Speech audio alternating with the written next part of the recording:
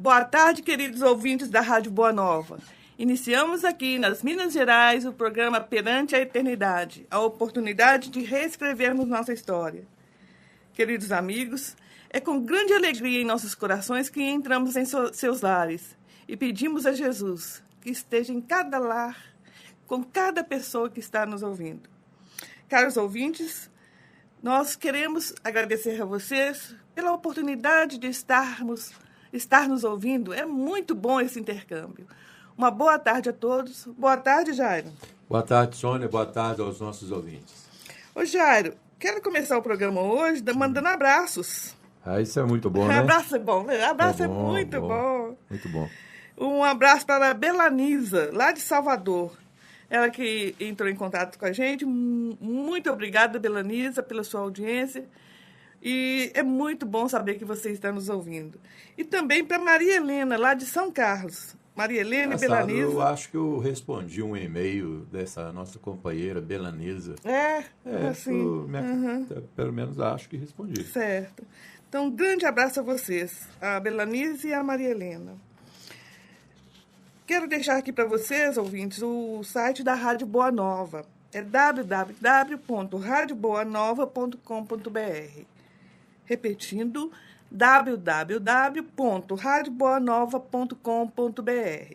E quem quiser ligar lá na Rádio Boa Nova, entre em contato através do 0800 97 95 011.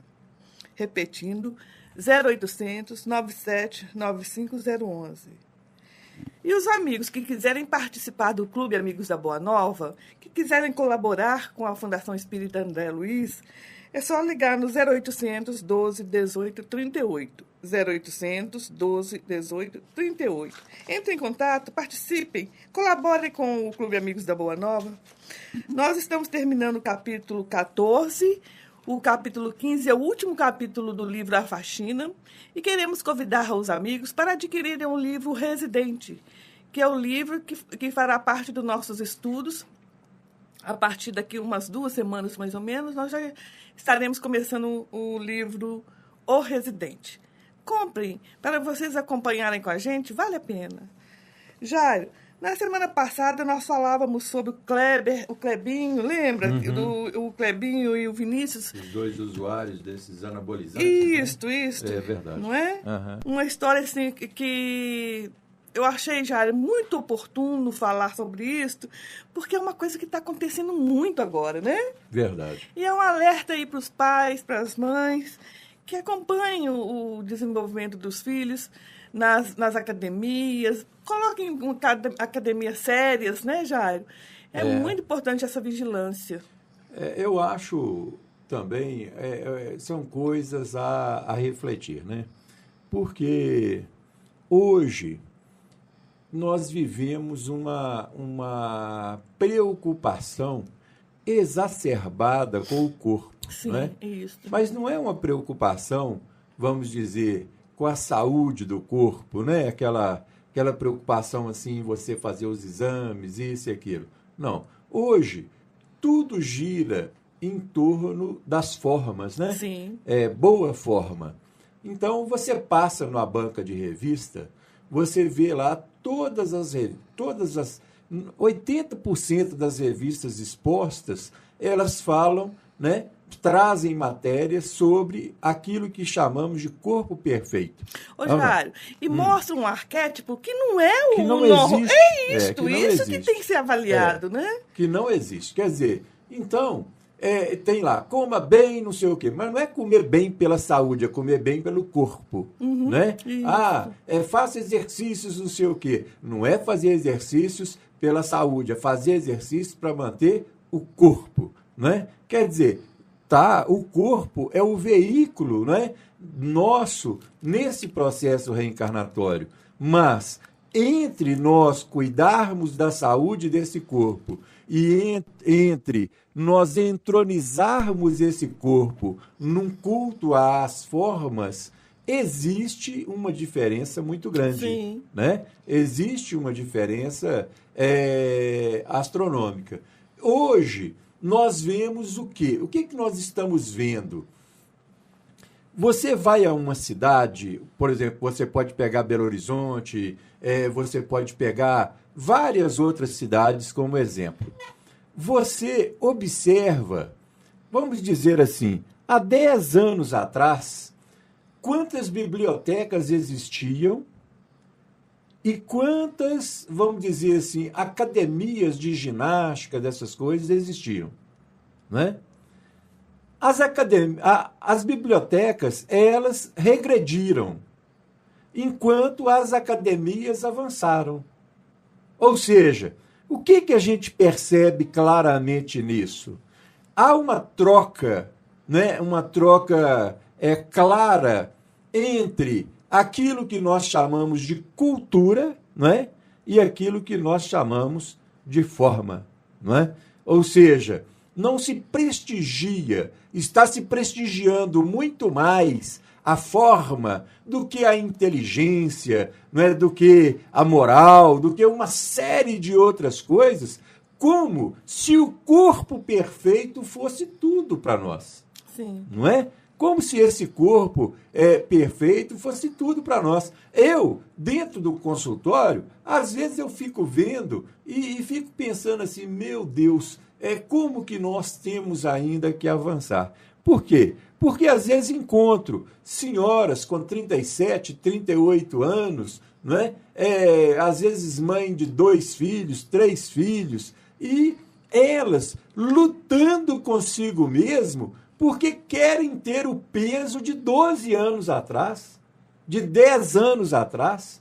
Eu falo com elas o seguinte, falo, minha amiga, você já casou, você já engravidou, já teve filhos, cuidou dos seus filhos, amamentou. É mais do que natural que você não tenha mais o seu corpo dos 20, 25, 30 anos. Você concorda, Sônia? Não.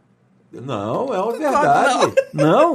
Uai, então, traga aos nossos ouvintes os seus argumentos. Ô, Jair, sabe qual que vai ser? Eu acredito que eu já tenha falado isso. Nós vamos fazer um abaixo, nós mulheres, vamos fazer um abaixo-assinado para mandar para os planejadores espirituais. Para o Departamento de Reencarnações. Certo. Para quê? Quando tivermos filhos e tudo, ficarmos realmente com o mesmo corpo. Tá entendendo? Tá certo. Nós vamos fazer essa reivindicação. E os ouvintes que quiserem assinar essa reivindicação, pode entrar em contato. Porque, Jário, a gente tem filhos e tudo. O corpo... que negócio, né? Agora, porque antigamente não tinha jeito. Você acabava mesmo. Eu vou sugerir o seguinte... no processo da gravidez, né, nós temos que criar uma bola, né, extraútero, né? Então a mãe carrega aquela bola na mão, né? Ali está gerando, né? Quer dizer, aí ela não tem aquela barriga de grávida, ela não vai ter as alterações, né, hormonais, físicas, hormonais, naturais de uma grávida. Quando, não é, terminar aquela gravidez, que a bola se romper, não é? A criança amamenta na bola, né? Também, né? Amamenta na bola, e nós vamos continuar cultuando, né? Esse corpo perfeito, né? Pois é, uma boa ideia essa da bola. A gente tem que rir, viu? Tem que rir. Porque, ora, não é? Às vezes as pessoas chegam aí a 40, 50 anos, às vezes com uma saúde maravilhosa, né? Com uma resistência maravilhosa e tudo, e a pessoa, ela ao invés dela agradecer a saúde dos 40, dos 50, dos 60 anos, ela está brigando consigo mesmo porque ganhou 10 quilos a mais, 12 quilos a mais. Ora, essa construção de tecidos adiposos, ela é mais do que natural com o passar dos anos. Lógico, você mantém uma caminhada, né? Você mantém os exercícios físicos perfeitos, a reposição hormonal, né? As reposições que têm que ser feitas, né? Tudo isso vai auxiliar para que nós tenhamos uma estrutura bem melhor. Agora, não é? Esse absurdo que a gente vê, não é, de pessoas nesses regimes macabros aí, não é? Ora, isso é... Eu tenho uma paciente, né, que numa determinada época da vida, ela se meteu com umas pessoas aí e foi se misturando com esses pensamentos, e ela, então, aí entrou naquela febre do vegetarianismo. Né? Tá certo, eu respeito, não critico. Não é? Aí, de repente, ela conheceu um outro cara, né? Ela conheceu uma outra pessoa, e essa pessoa começou a apresentar para ela o regime da água. Então, era dias e dias só através da água, porque a água, né? Tá. Aí surgiu um outro louco, me desculpe eu falar assim, né? Que apresentou para ela o regime do ar. Então, o negócio era só respirar, um tal de prana. Eu ando procurando esse prana, mas, né, um tal de prana. E aí era o regime do ar. Então, levantava cedo, de madrugada, ia para respirar, e aquele negócio todo. Resumo da ópera. Sabe qual que é o resumo da ópera? Qual é? Surtou. Nossa. Surtou. Quer dizer, está há mais de 12 anos lutando com dificuldades e mais dificuldades, medicações e mais medicações, isso e aquilo. Por causa de quê? Por causa de loucuras que se vai cometendo. Não é? Você quer fazer um regime, você quer perder peso, a primeira coisa que você faz é buscar uma nutricionista. Sim, ajuda de profissionais. Uma pessoa formada, capaz, que vai te atender, vai te ouvir e vai te dar ali o feedback, né? Aquilo que você precisa para você atingir os seus objetivos de forma ordenada. Não é ficar entrando nessas loucuras aí, não, só. Ô, Jair, você me fez lembrar de um caso assim, que me chamou a atenção, porque eu acompanhei desde a fase de infância até a fase adulta. Uma pessoa muito querida ao nosso coração passou a adolescência muito obesa. Né? Passou a adolescência bem obesa, mas aí na fase mais adulta, aos 20 e poucos anos, ela teve um corpo maravilhoso. Era uma das pessoas mais lindas de Pedro Leopoldo. Uma mulher muito bonita. A pessoa mais linda de Pedro Leopoldo é Chico. Não. Eu pensei que você ia falar a Sônia. Que coisa. Era uma menina muito linda. Aí, Jair, não sei se talvez problemas psicológicos, com medo do retorno a quando era adolescente, né? Ela passava a tomar muito remédio para emagrecer. Isso. Tinha um corpo lindo, mas passou a tomar muitos remédios. Numa determinada época, falta oxigênio no cérebro. Entrou quase que no processo de coma. Sim. Jairo, depois disso, ela engordou assustadoramente. Ao ponto de ter que fazer aquela redução do estômago. Hoje, assim, o que ela poderia ter vivido bem com o corpo que ela tinha, né? Mas aquela obsessão, que é uma obsessão, né? Que as mulheres têm, né? Desse culto ao físico. E isso plantado pela mídia. A gente tem que ver que a mídia planta isso também em nós. Né? E aí aconteceu dela se tornar essa pessoa extremamente obesa, deprimida e infeliz. Né? A gente tem que ter muito cuidado realmente com o que está acontecendo. Com essas coisas, né? Temos que ter muito cuidado, porque isso traz consequências sérias. Não é? Hoje, a medicina... Né? Hoje nós temos aí a medicina ortomolecular, né? Que faz avaliações muito aprofundadas, né? Sobre as carências, as necessidades do corpo. Né? Temos aí, né? Os profissionais da nutrição, né? Temos aí os profissionais médicos que cuidam dessas questões, né? Do aparelho digestivo, dessas, né? Para se trabalhar melhor esses regimes. Certo é que tudo tem solução. Mas agora, nós queremos milagre. Não pode ser doideira. Nós queremos né? milagre. Ué. Não pode ser doideira. Porque tem muita gente aportando ao mundo espiritual aí, não é? Precocemente, por causa desses regimes malucos aí. Sim, não é? Outro dia alguém estava me falando do tal regime da sopa. Eu falei, meu Deus, que é isso? Quanta loucura numa coisa só.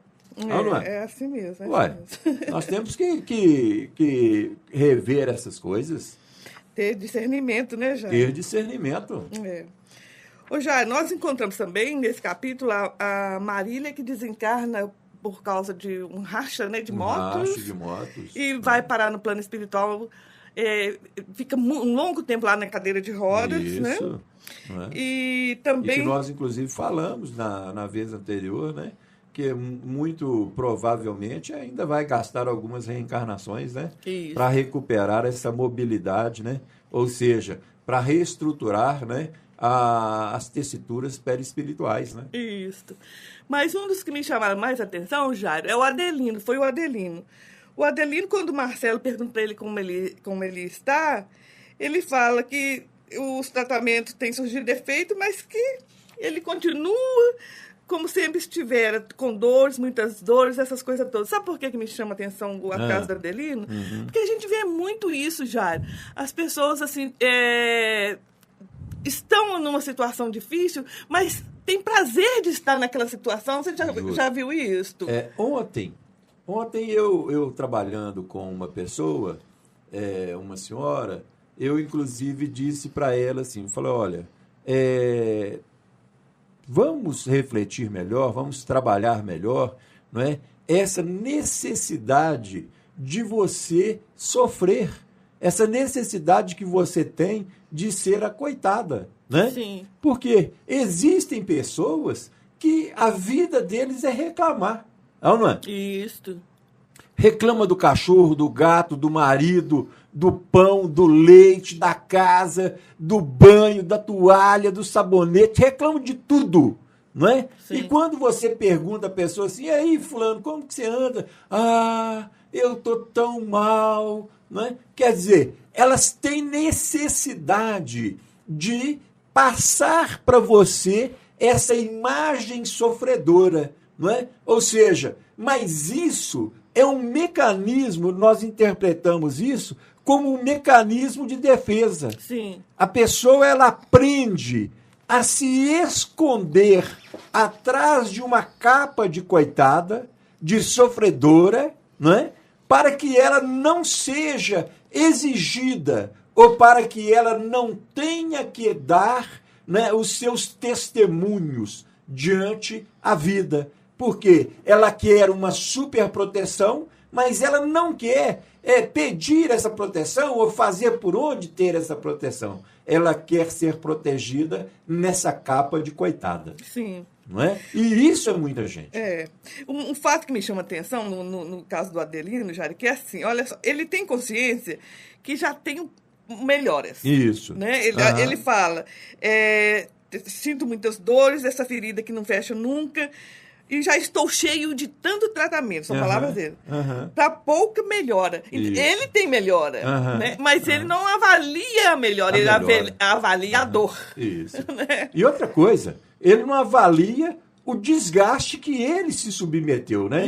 Para ele entender o seguinte, não, eu estou simplesmente vivendo um processo de ação e reação. Sim. Se eu tive competência para me desgastar a esse nível, eu tenho que ter paciência nesse processo de reestruturação. Isso, é o que Marcelo fala com ele. E ele conta a história dele, Jair, ele fala que estava colaborando nas manifestações contra a ditadura Vargas. E fomos enfrentar as tropas, né? Isso. E preparou um coquetel de Molotov. Quando dei por mim, um infeliz filtrado entre nós pôs fogo antes que eu firmasse a bucha e não vi mais nada. Então, pelo que eu entendi, explodiu, né? Explodiu com ele, né? Isso. Que ele queria que explodisse com os outros. Aí explodiu com ele. Essas feridas que ele fala, é devido a essas queimaduras. Essas queimaduras. Quer dizer, porque as feridas, elas estão na intencionalidade dele, né? Porque ele queria jogar o coquetel Molotov em alguém ou em alguma coisa, não é? Quer dizer, aquilo explodiu nele, não é? E ele, então, foi o perdedor. Isso. Não é? Mas aí estamos dentro da questão de ação e reação. Isso. Agora, Jair, quando Marcelo mostra para ele uma outra opção de vida, vamos ver aqui qual que é a reação dele. Adelino, meu amigo, por ora, preocupe-se só com seu tratamento, assim você se fortalecerá para efetuar o retorno. Retornar é mesmo necessário, irmão. Estamos frequentando um grupo onde estamos aprendendo o Evangelho de Jesus. Você gostaria de participar conosco? O Adelino fala, não, faxineiro. Não sou muito dado a essas coisas. Um dia, quem sabe, acabo te procurando, mas pelo momento não tem cabeça para mexer com muita rezação, não. Não, que é o caminho das benesses, né? Que é o caminho das benesses. Ô, Jair, sabe onde eu vejo muito isso, esse tipo de reação? Com alcoólatras. Justamente. Eu vejo muito essa reação com eles. Eles, assim, têm vontade, assim, dá alguma coisa assim no cérebro deles que eles têm vontade de parar. Mas a hora que a gente apresenta algum indicativo de como fazer para ficar livre desse vício, eles não querem. É muito interessante isso, viu? Essa passagem do Adelino me lembra muito isso. Aliás, essa questão, todas as vezes que nós somos exigidos, né, em posturas pessoais, né, ou seja, todas as vezes em que a vida nos chama a determinados testemunhos, nós preferimos que os outros dêem o testemunho por nós. Não é? É verdade. Não é? É assim mesmo. E isso é tranquilo. Ô, Jair, vamos fazer um pequeno intervalo e voltamos já já. Estamos de volta com o programa Perante a Eternidade. Queridos ouvintes, é com grande alegria nos nossos corações que batemos esse papo, porque a nossa intenção é essa, é um bate-papo. Eu quero deixar para vocês aqui o site da editora Itapuã, é www.itapuãeditora.com.br. Conheçam lá no nosso blog o livro A Saga de Estevão. Quero deixar para vocês também o telefone da editora Itapuã, é 3357-6550. 31-DDD 3357-6550. Ô, Jária, você falava na questão de deixar que as crianças se ergam, se levante. Isso é muito importante porque vai refletir para a vida inteira dela, né? Sim. Nós vamos buscar no Evangelho a questão do filho pródigo, né? O filho pródigo, ele foi caindo, descendo, chafurdando com as meretrizes, vivendo aquele submundo. Quando ele já não aguentava mais, ele diz assim, levantar-me-ei. É ou não é? Sim. Ou seja, o pai não correu lá para levantar, falou, não, vão lá, filhinho, você caiu, mas papai está aqui, não sei o quê. Nada. É ou não é? Ele teve que buscar o recurso nele mesmo. Levantar-me-ei e irei ter com meu pai. Ou seja, quando ele avançou, não é? Aí sim ele contou com esse apoio. Sim. Quando nós vemos Paulo de Tarso, não é? Quando Paulo, diante aquela visão, né, de Jesus a caminho de Damasco, quando ele levava as cartas para prisões na comunidade de Damasco, não é? Ele cai naquela areia escaldante, né? E já cai cego, não é? E o Evangelho vai dizer assim, levantando em si, não é? Levantando aonde? Em si, não é? Ele não levantou no deserto, não. Ele levantou dentro dele mesmo, não é? Sim. Ele levantou dentro dele. E aí ele não exige nada, ele entende a necessidade dele. E ele diz, Senhor, que queres que eu faça? Não é? Ou seja, nós temos que passar as nossas crianças, seja onde seja nos nossos lares, nossos filhos, nossos netos, seja na evangelização infantil, uma personalidade vencedora, não é? E não é o vencedor do futebol, o vencedor do handebol, o vencedor disso ou daquilo, não. É o vencedor de si mesmo. Quando o ser, ele aprende a trabalhar nos processos da autoconquista. quando ele aprende a caminhar dentro de si e tornar-se um vitorioso em si, não é? Aí sim existe um vencedor. Agora, para isso, nós pais somos muito responsáveis. Ô, Jário, a gente vê que até para receber ajuda, a gente tem que erguer. Tá pronto. Porque você vê na lição do Bartimeu, Uhum. Bartimeu que passou o cego, que passou Sim. no evangelho o tempo todo ali lastimando, sentado. Isso. Né? Para ele receber a ajuda de Jesus, ele teve que levantar. Ah, ele teve que levantar. E ele teve que acompanhar Zaqueu lá correndo e tropicando pelo caminho. Olha, quando eu vi essa cena, eu morro de rir, viu? Ele correndo, tropicando, e o Zaqueu falou, corre, Bartimeu, corre, eu também quero ver Jesus. E aí ele nem sabia para onde. E Zaqueu fala com ele assim, ó, eu vou te colocar nesse morro aqui. E a hora que você vê o povo gritando, Senhor, Senhor, Jesus, Jesus, você grita também, que às vezes ele te vê. Não é? Aí tem duas lições maravilhosas. É o amigo que não deixa o amigo para trás. Pra trás. É ou não é? E tem uma outra lição maravilhosa. É ou não é? Tem pressa. Tem corre, pressa. Bartimeu, Corre com o homem velho. É ou não é?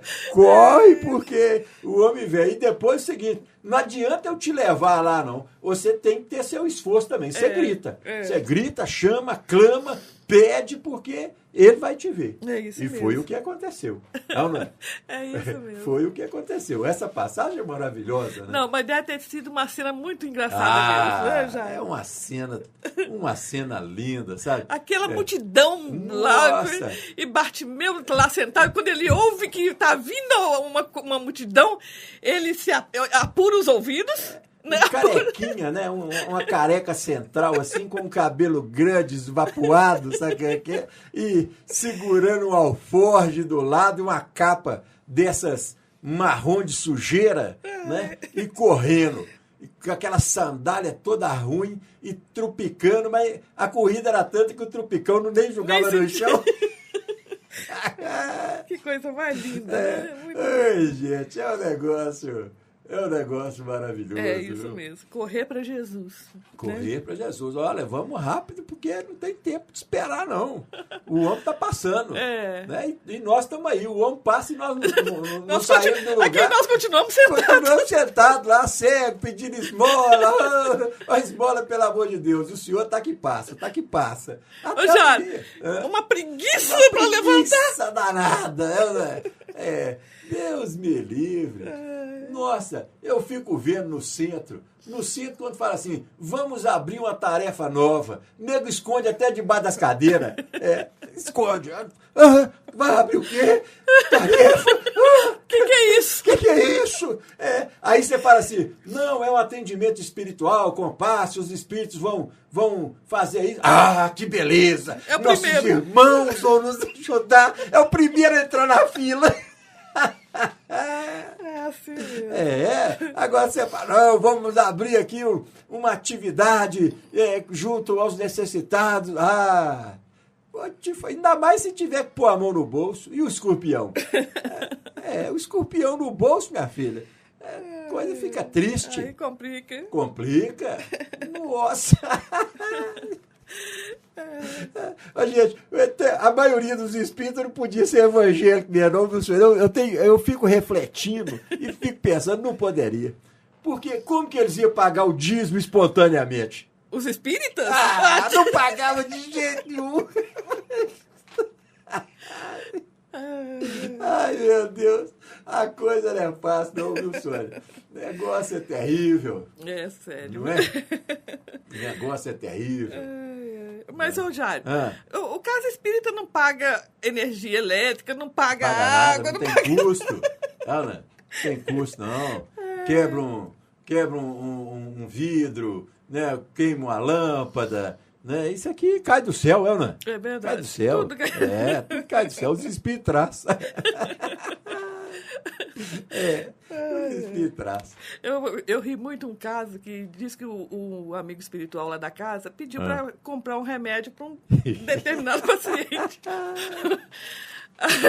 Aí o assistido lá foi lá pedir o dirigente o dinheiro para comprar o remédio.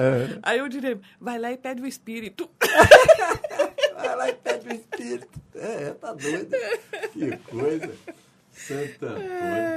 Mas é um negócio que nós temos que parar para refletir, né? Porque essa participação nossa no processo, ela é muito importante, né? Jair, você já reparou? E se tem uma pessoa que vamos dizer assim, que banca a estrutura, os outros ficam fingindo de morto. Ah, minha filha! Todo mundo finge de morto. Todo mundo finge de morto. E outra coisa, idolatra aquele caboclo igual as entidades. Antes de morrer, ele já tem até hino. Ai, meu Deus. Fazer o hino pro senhor. Fazer o quê, meu amigo? Que é isso? Ô, Jair, mas vamos voltar aqui na história da Adelina. Vamos voltar. O Marcelo fala com a Adelina assim. Adelino, movimente-se ainda... Aliás, ele conta. Adelino, movimenta-se ainda em mágoas e revoltas. E sequer se apercebe da misericórdia que o rodeia, amparando e aguardando pacientemente a sua vontade e disposição. Ele ainda não entendeu que a maior das revoluções é a que se processa em nosso interior e que é vivida no âmago do ser, visando a disposição do nosso autoritarismo, da vaidade, do orgulho e da agressividade que tanto dilapidam os nossos tesouros pessoais. Né? Muito interessante. Interessante.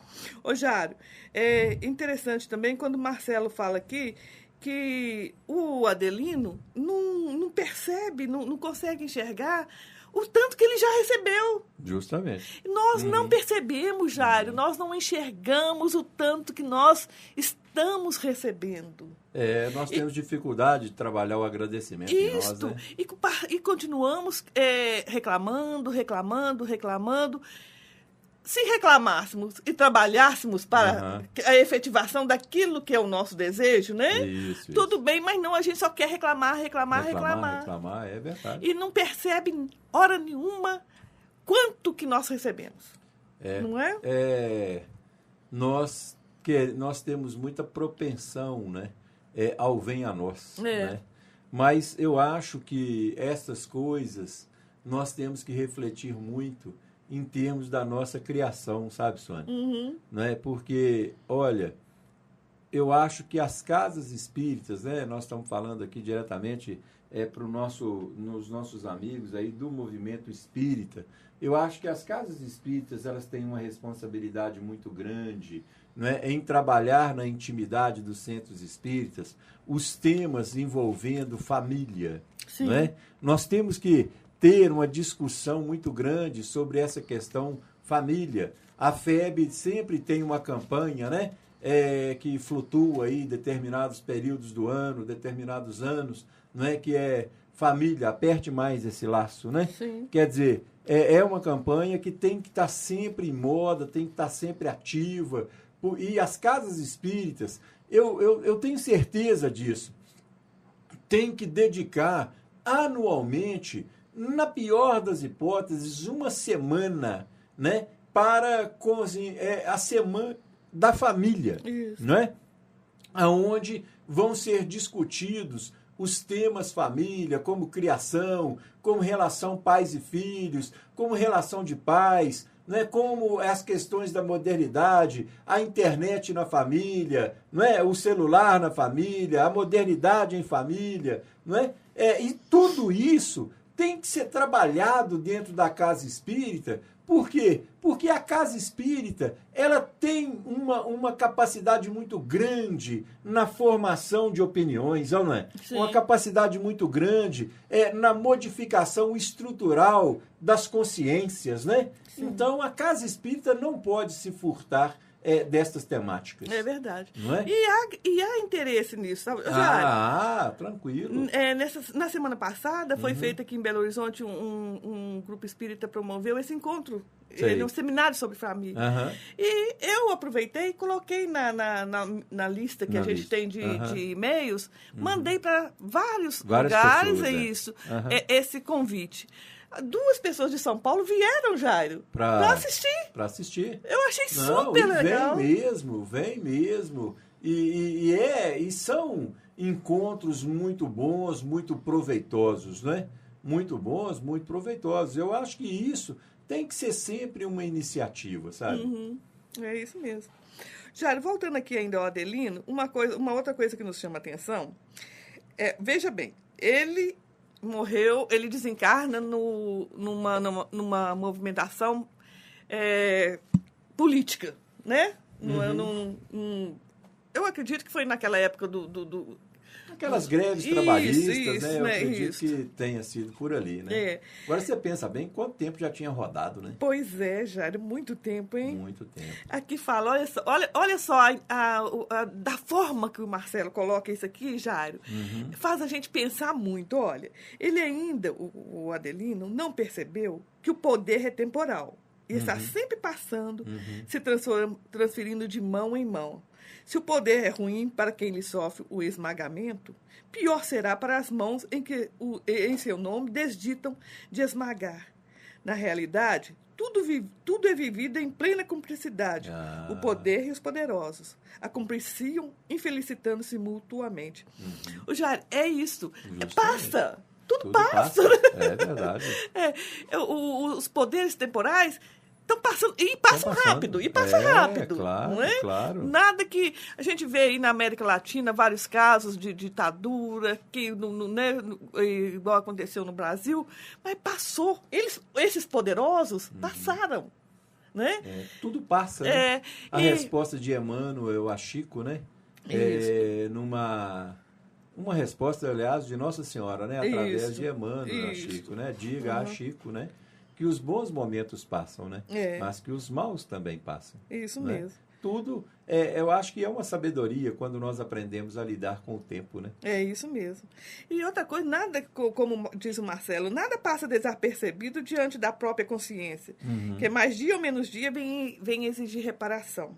Isso. Jamais construiremos um mundo melhor pela força das armas, das Gandhi injustiças. foi uma prova viva disso, né? Isso mesmo. A independência da Índia foi uma prova viva, né?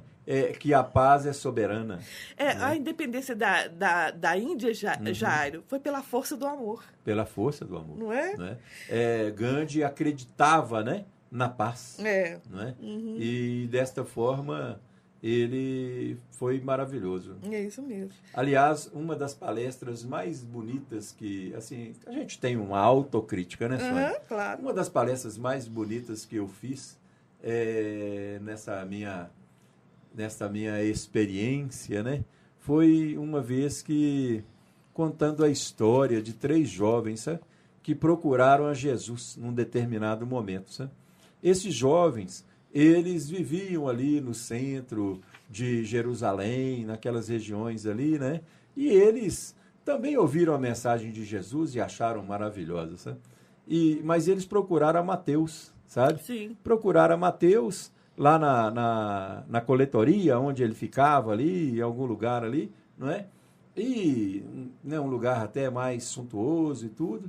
E eles então falaram, porque nós vimos o seu mestre falando outro dia e achamos muito bacana e nós queríamos também fazer parte desse grupo. Né? Eram jovens, né? Nós queremos também fazer parte desse grupo, diz que é um grupo revolucionário e tudo, né? Aí diz que Mateus olhou para eles com desdém, sabe? E falou com eles assim, né? Quem são vocês, né? Aí virou para o jovem e falou assim, você é um tocador de alaúde, que fica aí pelas praças, né, tocando, sem nada fazer. Você, outro, fica aí, é um cantador, não tem nada para fazer, não procura fazer nada. E você é um salteador de estradas. Quando você está sem dinheiro, sem isso, você vai para as estradas e assalta um ou outro, e a sua vida é dessa forma. E a construção da Boa Nova não pode, né? Ela não pode nem deve contar com pessoas desse estilo, dessa vida de vocês. Né? E aí eles saíram dali muito tristes, porque eles realmente gostaram, né, das falas de Jesus. Mateus, então, encontra com Jesus na casa de Simeão.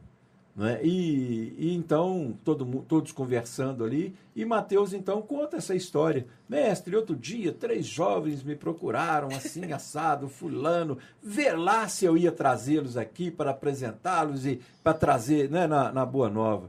E Jesus disse a ele, a Mateus assim, Mateus, os jovens são imprescindíveis, né? E os nossos companheiros, né, eles estão numa fase, e explicou a Mateus as coisas, e pediu a Mateus que procurassem aqueles jovens e levassem a eles novamente a sua presença, né? Aí,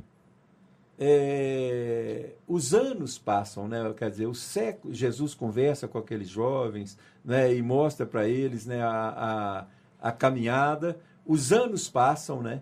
A vida passa, os séculos passam, e nós vamos encontrar esses 3 jovens na Índia, né? Jesus havia dito a eles assim, dias virão, né, que a vida procurará em vocês o testemunho, né?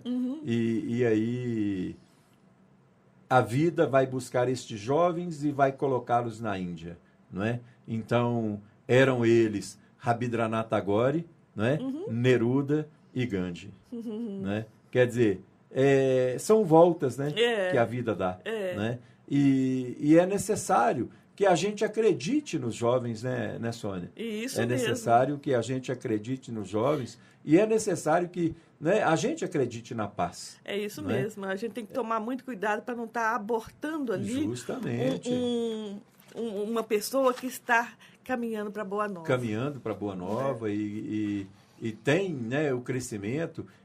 Qual de nós pode atirar a primeira pedra, né, Sônia? Qual de nós tem autoridade para tirar a primeira pedra? Quer dizer, aquele jovem hoje em dificuldade, em sérias carências, né? Esse jovem amanhã, ele, quem sabe, vai dar um recado maravilhoso. E com certeza vai dar. Vai dar. Ô, Jair, nós temos que terminar agora. Deixamos... Que pena, né, Sônia? Um grande abraço a todos. Que Jesus abençoe a cada um de vocês e até a próxima quinta-feira. Que Jesus nos abençoe.